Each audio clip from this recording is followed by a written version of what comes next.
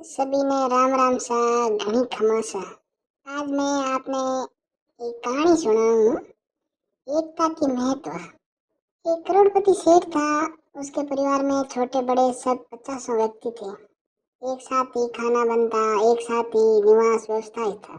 अपने कुटुंब कबीलों से सेठ का वात्सल्य पूर्वक व्यवहार था। घर के सदस्यों की भी सेठ के प्रति अटूट श्रद्धा थी। एक दिन ऐसा आया कि सेठ का व्यापार चौपट हो गया। आय के साधन बंद हो गए। उधर पूर्ति भी एक समस्या बन गई। सेठ ने अपने सभी सदस्यों को एकत्रित किया और कहा, अब सबको भौतिक श्रम करना पड़ेगा, अन्यथा जीवन निर्वाह होना बहुत मुश्किल है। सभी सदस्यों ने कहा, आप जैसा आदेश देंगे उसी के अनुसार कार्य करने को तैयार है। सूर्योदय होते ही सभी छोटे बड़े तैयार हो गए। सेठ के आदेश अनुसार कसी कुदाल आदि सामान कंधों पर उठाए, उसके साथ ही चल पड़े। स्त्री पुरुष व बच्चे सभी एक दूसरे से आगे आगे बढ़ने लगे। जंगल में पहुंचे। एक सघन वट वृक्ष को देखकर सेठ ने कहा, आज का पड़ाव यहाँ डाला जाए। सब रुक गए। सबका एक संगठन देखकर सेठ बहुत खुश हुआ। सबको अलग अलग काम सौंपा गया। कई सरकंडे काटते हैं, कई उनके छिलके उतारते हैं, कई पीटने का काम करते हैं।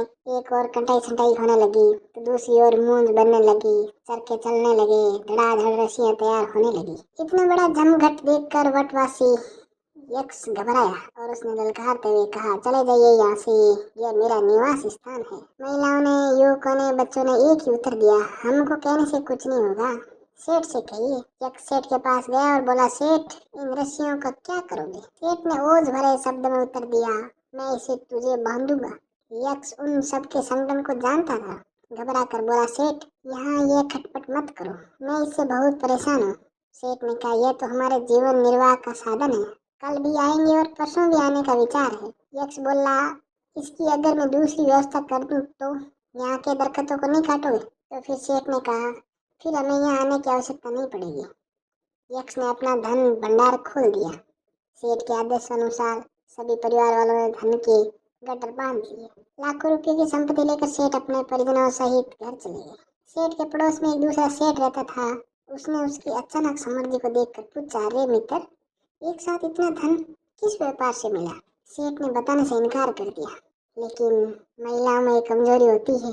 आखिर महिलाएं महिलाएं आपस में मिली, सारा भेद खुल गया। धन कुबेर बनने की लालसा से वह भी उस सेठ की भांति अपने सब पारिवारिक सदस्यों को समझा बुझा कर जबरन उस वट वृक्ष के नीचे ले गया। किंतु सब में एकता नहीं थी। कार्य प्रारंभ हुआ। यक्ष आया और बोला, इन रस्सियों से किसको बांधोगे? तो कुछ परिवारों ने कहा, सेठ को बांधेंगे। यक्ष ने फिर ललकार की तो कसी कुदाल हंसिया वहीं जंगल में छोड़ सब भाग गए। यक्ष ने कहा, सेठ तेरे में और उस सेठ में केवल इतना ही अंतर है कि उन सब में संगठन था और तुम सब में फूट। सेठ हताश हो गया और उसे खाली हाथ लौटना पड़ा। एकता में जो शक्ति है वह अनेकता में नहीं। एकता जीवन की उन्नति का अमोघ साधन है। इससे इंसान को हर क्षेत्र में सफलता मिलती है। तो आज के लिए इतना ही। मिलते हैं अगली कहानी में। तब तक के लिए राम राम।